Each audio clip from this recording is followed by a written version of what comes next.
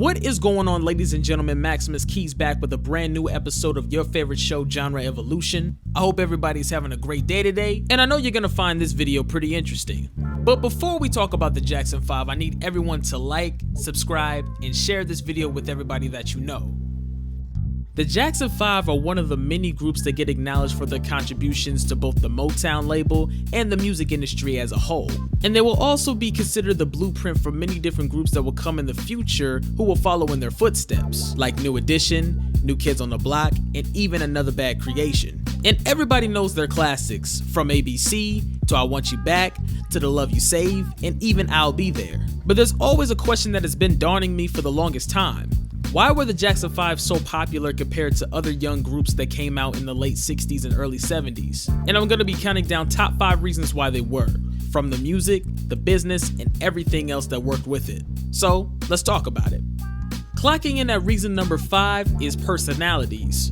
Having personality is important whether you're a solo act or a band, and that definitely was no exception for the Jackson 5. The Jackson 5 as individuals were all of different ages starting in 1969, and because of each of their personalities, each brother had their own sense of likability, which helped out with the demographic of fans who will follow the Jackson 5. Jackie, being the oldest, was the gentleman of the group and attracted some of the younger women who would buy the Jackson 5 records, and some of the younger girls would have a crush on him too.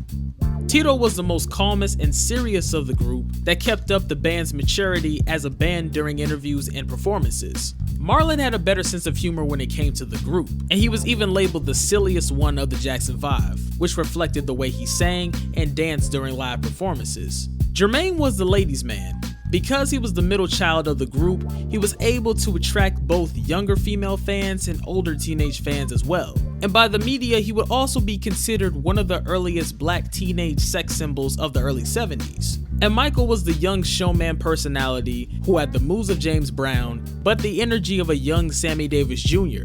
And if we're gonna include Randy in the conversation, by 1972 to 1973, the Jackson 5, they were getting older. Jermaine had hit puberty already, Marlon had just hit puberty as well, and Michael had just started being on the verge of hitting puberty. And because of Randy Jackson being a part of the Jackson 5, they were still able to appeal to their fans that were growing up and younger fans that started following them later on.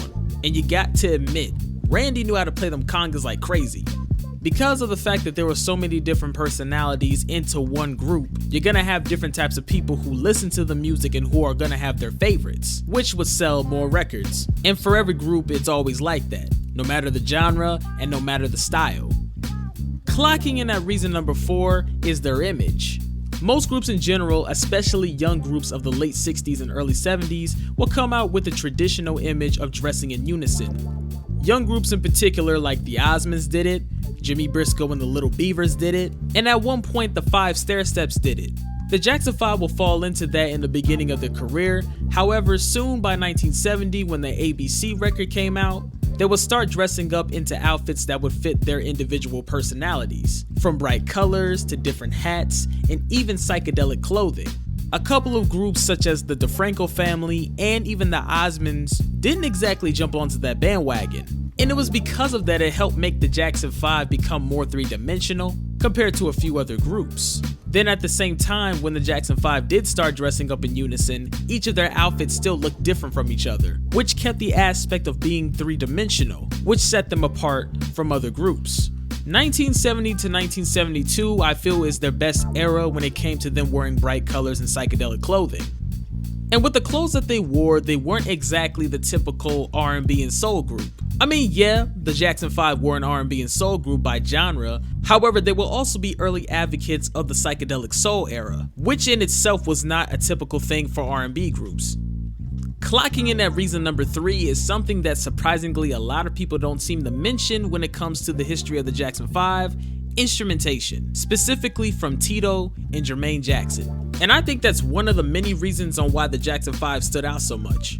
Tito Jackson's guitar style brought a classic R&B sound while introducing the newborn genre called psychedelic soul. An example of that I advise everyone to look up is a cover that they did back in 1970 off of their album ABC called I Betcha, originally by the band Funkadelic. Tito literally took the fuzzbox sound and brought it to a completely new level, which in my opinion I think made the Jackson 5 more diverse. And whenever he plays rhythm guitar, he always seems to have a blues-based style, which makes sense because early on, back when the Jackson 5 got started, they would do a lot of different blues covers. Jermaine Jackson's bass guitar playing skills were very impeccable as well.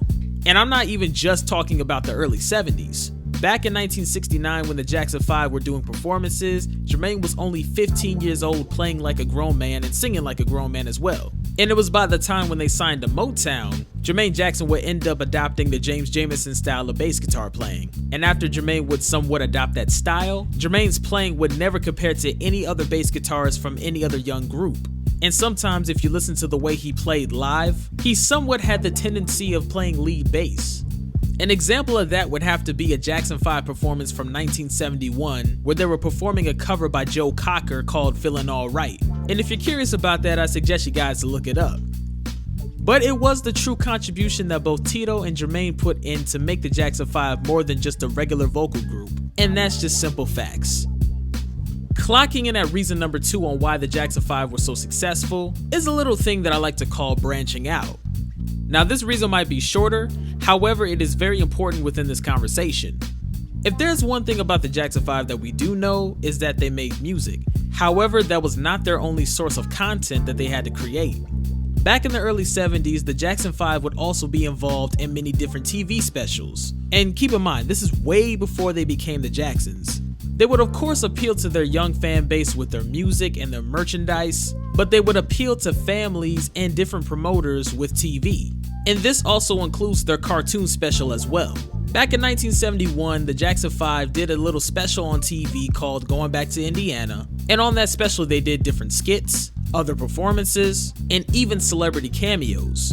And whoever they were connected to, they would gain some clout, and that clout resorted to more business for the band.